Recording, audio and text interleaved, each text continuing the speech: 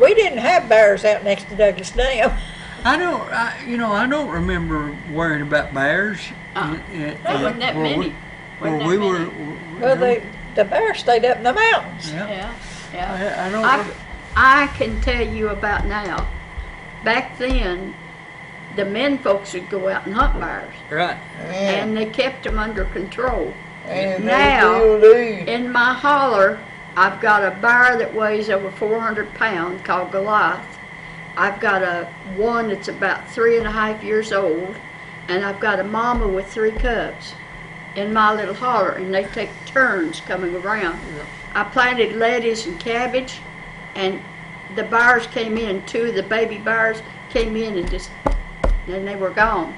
And another one, the one that's 3 to 4 now, he come the other day and he come up down over the ditch and up into my yard and was right out there, and he saw me. I got up and snapped in the window, and I clapped my hands and said, "Jesus, don't want you here." Boy, you run off. Yeah, but I mean, there was people always hunting bears. Oh, at yeah. that. Yeah. I mean, there's still some that do, but they don't hunt the bears like they used to. No, that's the reason why there's so many of them. Yeah. Yeah. And I don't remember much deer hunting in this part. Our Must be part. rabbits and squirrels. Rabbits and squirrels. We hunted plenty of rabbits and squirrels. I remember one time I was with Dad and we was hunting. He'd done shot a couple. He used a shotgun to shoot rabbits, but we were squirrel hunting. No, we were hunting up around the house with his shotgun. And every time he'd shoot, I'd pick up the shell case.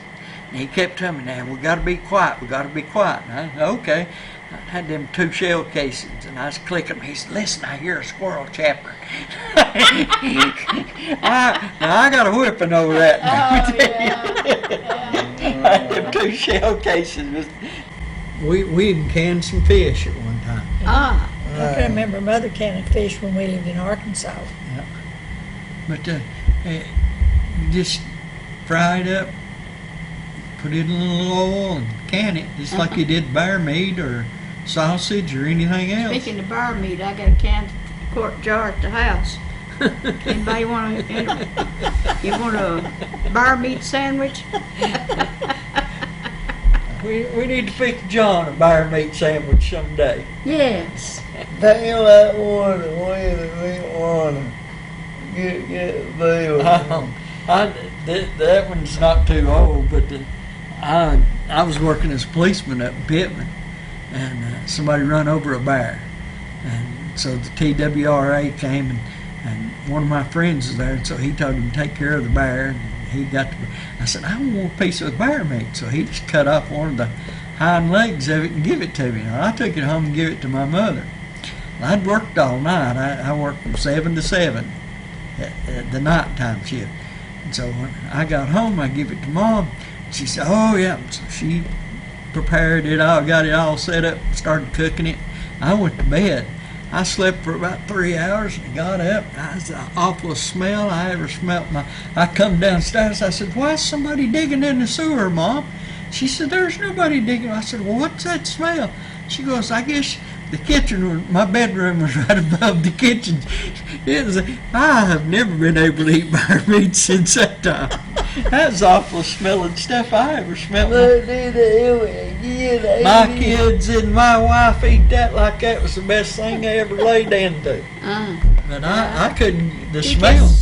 Do you guess it was because the adrenaline was adrenaline in it?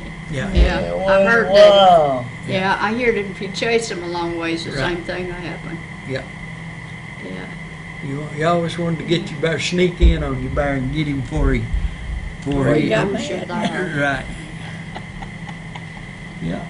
Yeah, you boil them up in about 3 or 4 big onions. Just take the outside off the onion, put it in and boil him. Yeah. And then whenever the meat falls off the bone, you take it out and you drain it, and then you put it in a roasting pan, and then you put herbs or Vegetables or whatever. vegetables or or even, I know some people put barbecue sauce on it. Yeah.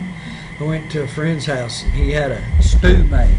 I thought it was beef stew, the way it was made. Delicious. And it was delicious. And he said, no, that's bear meat. Yeah. That he'd canned. It was canned.